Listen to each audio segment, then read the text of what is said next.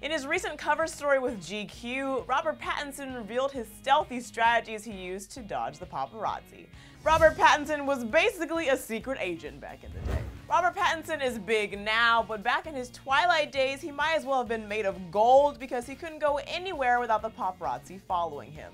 In his cover story interview with GQ, he revealed his stealthy exit strategies to avoid the papz, admitting that he would have 5 rental cars parked throughout the city with a change of clothes in each. He sometimes went as far as riding in the trunks of cars to avoid the cameras. GQ relayed Robert's story saying, quote, "If he was being followed, he'd dip into one of the lots, switch his clothing and his car, and leave. One day coming home from Venice, he realized he was being tailed. He drove around for hours because he didn't want anyone to know where his new house was. Robert eventually confronted the guy and asked him to leave, but instead of complying, the guy said, quote, 'My boss says I can't come back until I know where your new house is. Sorry, man.'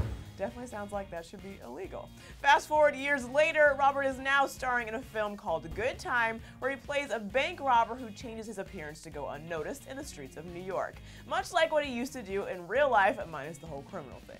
Rob said he definitely used his past experiences for this role, telling OK Magazine, quote, "I haven't had to worry about being chased for a while, but I still remember being stalked by the paparazzi, and I was able to channel that into my character, that feeling of being chased and wanting to hide. I started to think of all the tricks I'd use in order to get around without being recognized." Ironically enough, Rob said that when filming Good Time, it was the first time people didn't recognize him during production, saying, quote, "I was worried that people might recognize me and ruin the shot or start taking their phones out. I was surprised they didn't. This is the first film where not once did anyone come up and start taking photos on their phone."